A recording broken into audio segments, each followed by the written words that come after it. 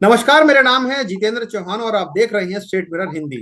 उप मुख्यमंत्री अजीत पवार का कल दुखद निधन हुआ है और हमने देखा है कि विमान हादसे में उनका निधन हुआ है। साथ ही साथ 5 लोगों की उसमें मृत्यु भी हो गई है। बेहद दुखद यह घटना रही है, लेकिन अब कई सारे सवाल खड़े हो गए हैं कि महाराष्ट्र की राजनीति में जो शून्यता आई है, जो उसको कैसे पूरा करा जाएगा। क्योंकि अजीत पवार एक बड़ा नाम महाराष्ट्र की राजनीति के माने जाते रहे हैं और क्योंकि शरद पवार गुट से वो अलग हो गए थे, अपनी एक अलग पार्टी उन्होंने बना ली थी, चुनाव लड़ा था, जीत के भी आए थे, उप मुख्यमंत्री बनकर आए थे। और अब ये सवाल खड़ा हो रहा है कि उनकी पार्टी को कौन टेक ओवर करेगा। क्या उनकी पत्नी को उनकी विरासत सौंपी जाएगी, या उनके जो 2 पुत्र हैं वो सामने आएंगे, या प्रफुल्ल पटेल जैसे कई पार्टी में बड़े नाम है उनकी उनके गुट के, वो उनको टेक ओवर करेंगे। बहुत सारे प्रश्न हैं। हमारे साथ वरिष्ठ पत्रकार एस बालाकृष्णन साहब हैं, जो मुंबई में पूरी महाराष्ट्र की राजनीति को बहुत अच्छी तरीके से जानते हैं, समझते हैं, बारीकी से उनकी जानकारी रखते हैं। बाला सर, आपका बहुत स्वागत है स्टेट मिरर के इस प्रोग्राम में। धन्यवाद। धन्यवाद। बाला सर, हमने जी। देखा कल बड़ा दुखद दिन रहा महाराष्ट्र की राजनीति के लिए। अजीत पवार, जो अजीत दादा के नाम से जाना जाते थे महाराष्ट्र में, उनका दुखद निधन हुआ है। विमान हादसे में उनकी मौत हो गई है। उनका जाना सर महाराष्ट्र की राजनीति में शून्यता छोड़ गया है। पहले तो सर मैं आपसे ये जानना चाहूंगा कि कितना बड़ा सेटबैक है ये महाराष्ट्र की राजनीति के लिए। तो देखिए जितेंद्र जी, एक चीज जो हकीकत है उसको हम सबको समझना पड़ेगा। वो ये है कि अजित पवार जो है उनका जो निधन हुआ, बहुत ही दुख है, बड़ी अफसोस की बात है। मुझे खुद पर्सनली बहुत दुख होता है। लेकिन ये हकीकत ये है कि अजित पवार कोई ऑल महाराष्ट्र लीडर नहीं थे। ऑल हम्म। महाराष्ट्र में उनका बेस नहीं था। उनका बेसिकली कोर ऑपरेशन जो है वो पश्चिम महाराष्ट्र में था। उनका बारामती हम्म। उसका केंद्र बिंदु था और पश्चिम हम्म। महाराष्ट्र में उनका वर्चस्व वहां पे चला था।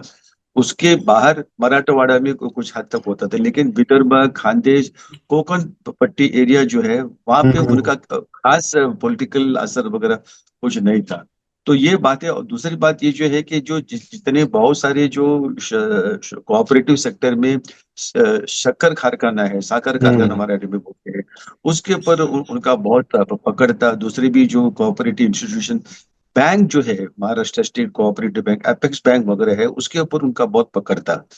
और लेकिन एक चीज हमको और एक बात समझना चाहिए कि अजित पवार जो है उनका जो भी तरक्की हुआ है सियासत में, उसका एक ही वजह है कि शरद पवार। शरद शरद पवार। पवार के जैसे, बिल्कुल। तो उनका अस्तित्व जो है, पॉलिटिकल अस्तित्व जो है, वो शरद पवार की सर बदौलत है। बड़ी बात ये आप कह बात रहे को भी हैं, बाला सर आप बड़ी बात समझ। कह रहे हैं कि शरद पवार के बिना जी, उनका अस्तित्व नहीं था महाराष्ट्र की राजनीति में।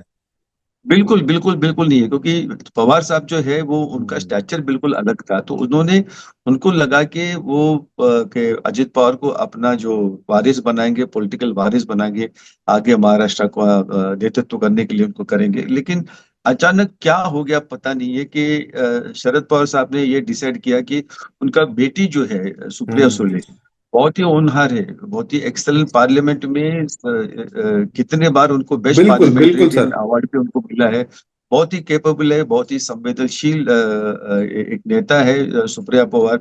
और इतने बड़े नेता के बेटी बोल के उनके मन में कोई घमंड नहीं है। लेकिन हम्म। जो झुग्गी झोपड़ी से लेके जो गांव खेड़े पाड़े में जो बहुत गरीब थे उनके साथ में इंटरेक्शन करना, वैसे देखा जाए तो उनका जो है इंटरेक्शन ट्रेनिंग जो है, वो जो ट्राइबल्स जो है, ये हम्म। भटके और विमुक्त जाति ट्राइबल्स, उनके बीच में जाके लक्ष्मण जी का लीडरशिप में, वहां से उसने हम्म। सियासत सीखा है। तो उनका ग्राउंडिंग जो है बहुत ही हम्म। जबरदस्त है उनका। पवार साहब ने डिसाइड किया कि पता नहीं क्या वजह क्या है कि सुप्रिया सुले उनका वारिस होगा। तो हम्म। से लेके पवार खानदान के अंदर एक तरह का एक फ्रिक्शन था पैदा हुआ। हम्म। लेकिन सुप्रिया सुले हमेशा ये कहते हैं कि वो हमारे दादा है, हमारे बहुत बड़े हैं, हम उसको बहुत इज्जत करते हैं। बहुत लोग कहते हैं कि अजित दादा जो है शरद पवार के खिलाफ बगावत करके वो जाके देवेंद्र फडणवीस के साथ में भाजपा और उनका जो एनसीपी के साथ में एक सरकार बनाया, 2 दिन का सरकार था। और ये पवार साहब को कुछ भी पता नहीं था। उनके पीठ में छुरी उसने खोपा है वगैरह बोल के बहुत सारे एलिगेशन है। बहुत सारी चर्चाएं लेकिन सामने आई सच्चाई, थी सर, बिल्कुल सही बात है। लेकिन सच्चाई ये है कि उनका हर पहलू जो है, हर कदम जो है, शरद पवार को कंसल्ट करके, शरद पवार के आशीर्वाद लेने के बाद उसने किया है। ये बात हम्म। कौन कहा? ये देवेंद्र फडणवीस ने खुद इसका बयान किया है, हम्म। खुलासा किया। उसने कहा कि शरद पवार को 100% पता था कि अजित पवार उनके साथ में मिलके सरकार उनके साथ। बनाने वाले हैं। तो ये जो लोग कहते हैं कि उसने बगावत किया, तो ये तो बिल्कुल सरासर झूठ बात है।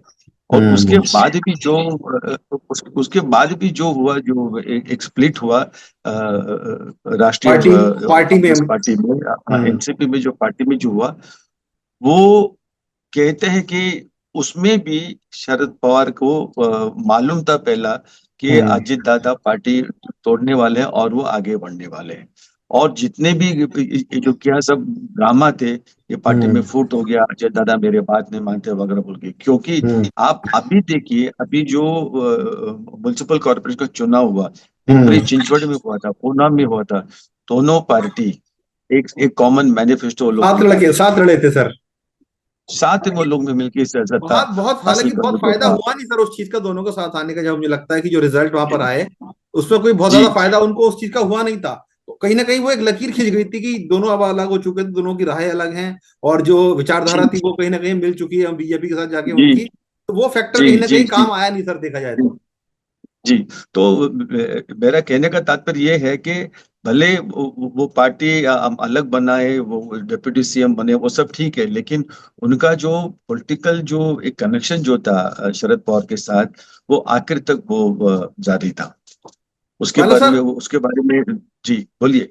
मतलब सर, क्योंकि अब सर अजीत दादा नहीं रहे हैं, सबको पता है कि एक बहुत बड़ा लॉस है महाराष्ट्र के लिए, शरद पवार के लिए भी बहुत बड़ा सेटबैक होगा, मैं ज्यादा समझ सकता हूँ, क्योंकि इतना लंबा समय सर राजनीति उन्होंने उनके साथ की। जैसा कि आपने बताया कि अजीत पवार कोई भी निर्णय उनके बिना नहीं लेते थे, चाहे वो मुख्यमंत्री पद का लेने का हो, पार्टिसिपेट करने का हो, या परिवार में अलग होने का हो। सर चूंकि अब अजीत नहीं है सर, अब आगे के लिए क्या रास्ता बनता है सर? कौन उनकी पार्टी को टेक ओवर करेगा? क्या उनकी पत्नी को इस चीज की जिम्मेदारी दी जाएगी, या उनके बेटे सामने आएंगे, या प्रफुल्ल पटेल जैसे लोग जो उनके साथ अभी राजनीति में हैं, उनकी पार्टी में देख रहे हैं? क्या सर आगे का रास्ता नजर आ रहा है आपको सर? देखिए जितिन जी, मैं दो पॉसिबल सिनेरियो में देख रहा हूँ। हम्म। एक ये तो जो अजीत दादा का जो गुट जो है, वो शायद भारतीय जनता पार्टी में विलीन हो जाएंगे। तो हम्म। और भारतीय जनता पार्टी भी चाहते हैं कि उनका जो पॉलिटिकल पोजीशन जो है, हम्म। और उनके माध्यम से पश्चिम महाराष्ट्र में भारतीय जनता पार्टी का होल्ड मजबूत हो जाएगा। वो एक चीज है। और उनके जो एमएलए है उनको अच्छा पोस्ट कैबिनेट में दे सकते हैं, दूसरे भी कॉर्पोरेशन में पोस्ट वगैरह करके वो अपने साथ में खींच ले अपने सकते साथ में हैं। खींच लेंगे, ओके। वो एक बात है। और दूसरी बात जो है कि सुप्रिया सुले जो है, सुप्रिया सुले हम्म। को, ये तो दोनों एनसीपी, अजित दादा और शरद पवार दोनों गुट का मर्जर होके, मर्जर का बात तो अजित दादा का निधन के पहले ही चल रहा था, पिछले एक महीने से। शायद हम्म। सुप्रिया सुले को उसका अध्यक्ष बनाएंगे नई पार्टी का। शरद पवार वो उसका मेंटर रहेंगे। और एक नया ताकत जो है महाराष्ट्र की पॉलिटिक्स में उभारने की वो कोशिश करेंगे। और इसमें जो है, इसमें पवार भी चाहते हैं कि सुप्रिया सुले जो अपना क्या बोलते हैं, हाथ से बैटन जो बोलते हैं, पॉलिटिकल बैटन हम्म। अपने हाथ में ले और आगे चला है। शरद पवार का खुद का मतलब उम्र पार्टी की कमान बहुत उनके पास आ बहुत जाए एक छोटा तरीके है। से देखा जाए तो सर। ये पार्टी का कमान मुझे लगता है कि शायद सुप्रिया सुले को दे सकते हैं। एक दूसरा सीनरी जो बताया, उसमें सुप्रिया सुले को आगे करके दोनों पार्टी मर्ज करके हम्म। सुप्रिया सुले जी के उनको वर्किंग प्रेसिडेंट बना के यूनाइटेड राष्ट्रवादी पार्टी का, ताकि उनका फ्यूचर अभी आगे। शरद सर पवार लेकिन का आपको तो लगता है कि बीजेपी उम्र भी सर हो इतना गया बड़ा है। बीजेपी सर इतना बड़ा रिस्क लेने देगी उनको? क्योंकि अगर जो सारे विधायक हैं, अगर दोबारा से सुप्रिया सुले के साथ या शरद पवार सर के साथ चले जाते हैं, तो बीजेपी के लिए कहीं ना कहीं प्रॉब्लम क्रिएट हो जाएगी। उनके विधायक उनके साथ जाके मिल जाएंगे, तो सत्ता में सर, सरकार में इनको प्रॉब्लम हो सकती है। आपको लगता है कि कौन से पॉसिबिलिटी नजर ज्यादा आती है कि जो विधायक हैं वो बीजेपी में मिल जाएं, या मर्ज कर लें अपने आप को, या शरद पवार की जो पार्टी है उनमें मर्ज हो जाए? किसकी पॉसिबिलिटी ज्यादा नजर आती है सर आपको? ये मराठा कम्युनिटी जो है, वो चाहते हैं कि राष्ट्रवादी यूनाइटेड हो और उनका एक पॉलिटिकल वॉइस बने मराठा जी। क्योंकि हम्म। आखिरकार देखिए, देवेंद्र फडणवीस एक ग्रामीण नेता है। और हम्म। उनके अंडर में काम करना कितना इजी रहेगा इनके लिए, वो भी एक बात है। और मराठा प्राइड जो है, वो बहुत ही अहम बात है उनके लिए, ज्यादा अपना है जो उनके लिए, बिल्कुल अस्मिता वो जो है। अहम का सवाल हाँ आया था। तो एक हाँ तो फिर एक ब्राह्मण के अंडर में किस हद तक वो लोग काम कर पाएंगे या काम करना चाहेंगे, वो भी एक बहुत बड़ा प्रश्न चिन्ह है। तो मुझे लगता है कि वो अपना अस्तित्व अलग से बना के रखेंगे। भले पॉलिटिकल सपोर्ट देंगे भाजपा सरकार को। मतलब सर आपका ये कहना है कि जो विधायक अगर चले भी जाएंगे तो कहीं ना कहीं सपोर्ट भाजपा के साथ रखेंगे। जी जी जी। देखिए, दूसरी बात, आपने प्रफुल्ल पटेल का जिक्र किया आपने। प्रफुल्ल हम्म पटेल के खिलाफ जो ईडी का केसेस जो है वो तो जबरदस्त, बहुत सारे सबूत है ईडी के पास में। तो प्रफुल्ल पटेल का जो अगर वो ज्यादा क्या बोलते हैं, ज्यादा उनके साथ रूम फॉर मैन्योर जो है वो बहुत कम है उनके लिए। बहुत कम है उनके ईडी का लिए। पूरा फाइल डोसियर इनके गवर्नमेंट के पास, वो हम्म कुछ खास नहीं कर पाएगा। और वैसे भी प्रफुल्ल पटेल तो वो मराठा नहीं है, वो गुजराती हम्म। है या विदर्भ से। भले बिल्कुल शरद पवार के बहुत करीब थे, बहुत सारे सपोर्ट दिए, लेकिन वो उनका एक इंडिपेंडेंट बेस तो बिल्कुल जीरो बेस है ना बिल्कुल महाराष्ट्र में, जीरो कोई बेस है। मास बेस तो। बिल्कुल। हाँ, बिल्कुल बेस नहीं है। ही तो is not a mass powerful leader है। पटेल वो सिर्फ वो पवार का लॉयलिस्ट थे बोल के उनको राज्यसभा में भेजा गया, लोकसभा में सब सपोर्ट बात वगैरह सर मिला उनको, बात मंत्री सर भी क्योंकि बना आपने उसको। महाराष्ट्र की राजनीति को बहुत करीब से देखा है, बहुत लंबे जी समय से पत्रकारिता वहां पे कर जी रहे हैं, सभी पार्टियों जी को देखा है वहां पर। शरद जी पवार सर एक बहुत स्ट्रांग पॉलिटिशियन माने जाते हैं, उनका जो अपना बेस है वो बहुत स्ट्रांग माना जाता है। सर क्योंकि शरद पवार खुद अभी इन्वॉल्व हो रखे हैं इसमें, उनके लिए भी सेटबैक हम कहेंगे कि उनके लिए बड़ा सेटबैक है, क्योंकि जिस तरीके के संबंध उनके उनके साथ थे, बहुत करीबी संबंध थे सर। और आपने जैसा कि जिक्र किया कि हर वो निर्णय उनके साथ शेयर करते थे अजीत पवार। सर आपको लगता है कि शरद पवार भी चाहेंगे कि जो परिवार है दोबारा से एकजुट हो जाए और जो पार्टी है दोबारा से एकजुट हो जाए, या आपको लगता है कि उनकी उनकी जो परिवार है अजीत पवार का वो चाहेगा कि नहीं हम अलग ही रहें? आप देखिए कि अजित दादा जाने के बाद जो उनका गुट जो है राष्ट्रवादी में, उसमें कोई इतना बड़ा दिग्गज नेता नहीं है जो पार्टी को आगे ले जा सका। जैसे कि ये जयंत पाटिल जो है वो सिर्फ सांगली तक उनका इन्फ्लुएंस सीमित है। दूसरा सुनील तटकरे है, वो सिर्फ रायगढ़ जिला तक रायगढ़ उनका के जिले में एक रहते हैं वर्चस्व बिल्कुल। वहाँ पे, वो उतना ही सीमित है। तो ऐसा कोई दिग्गज नेता नहीं है राष्ट्रवादी अजित पवार गुट में जो हम्म पार्टी को आगे ले जा सके। तो उनके सामने एक ही तो है, एक तो भाजपा के साथ जाना, या नहीं तो हम्म ओरिजिनल पार्टी जो उसके साथ मर्ज करके सुप्रिया जी के लीडरशिप में वो हम्म पार्टी का अस्तित्व बनाए रखे। तो शरद हम्म पवार खुद मेरे ख्याल से यही सोचेगा कि अपना जो बेटी जो है उसका फ्यूचर को बरकरार रखने के लिए। और मैंने जैसे पहले बताया कि 1 महीने से ये बात चल रहा है कि दोबारा हम्म। दोनों अपने आप में मिलियन आ मिलियन हो सकते हैं। जाए दोनों पार्टी में। और ओरिजिनल राष्ट्रवादी जो पार्टी है उसको एक मराठा संगठन का जो एक बहुत हम्म बड़ा एक ताकत, क्योंकि मराठा लोगों का जो है आर्थिक कैपेसिटी भी जबरदस्त है। और जैसे कि जारंगे पाटिल वगैरह कोशिश की लेकिन बिल्कुल नाकाम हो गए। तो मराठा समाज के लिए काम करने के लिए, और का जो कम से कम 38-40% पॉपुलेशन है महाराष्ट्र हम्म। के अंदर, तो एक बहुत बड़ा ताकत बन सकता है राष्ट्रवादी शायद, अगर वो लोग दोनों मच करके काम बस करें कर तो। चाहे तो। और जब पहले तक सर। शरद पवार जी जी जी उनके जी। हयात में। हम्म। जी। जी जी बताइए सर, बताइए बताइए। पवार जी के हयात में अगर ये सब चेंजेस होता है तो हम्म। पार्टी के लिए बहुत ही अच्छा है। बड़ा सर इसमें सर मैं एक सवाल आपसे जानना चाहूंगा कि महायुति को सर क्या इसमें आप किस तरह देखते हैं आप, क्योंकि सर अजीत पवार चले गए हैं, उनकी पार्टी के जैसे कि आप कह रहे हो सकता है मर्ज हो जाए शरद पवार के साथ। ऐसे में सर बीजेपी और शिंदे गुट के लिए क्या प्रॉब्लम क्रिएट हो सकती है, क्योंकि सर बड़े वोट मैनेजर माने जाते थे पश्चिम महाराष्ट्र में, जैसे कि आपने बात की। शिंदे के साथ अगर बात करें तो जो उनका गुट का हिस्सा अजीत सॉरी माफ की अजीत अजीत गुट का जो हिस्सा है वो कम हो सकता है आने वाले चुनाव में, आने वाले टाइम में। क्यों महायुति के लिए किस तरह सर पूरा ये लॉस है, या किस तरह देखते हैं महायुति के लिए सर?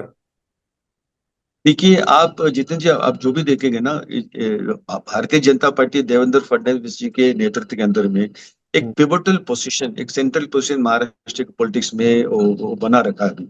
हम्म कोई भी चीज महाराष्ट्र की सियासत में नहीं हो सकता है विदाउट हम्म के भारतीय जनता पार्टी के खिलाफ, हम्म उनके सपोर्ट के बगैर कुछ नहीं हो सकता है।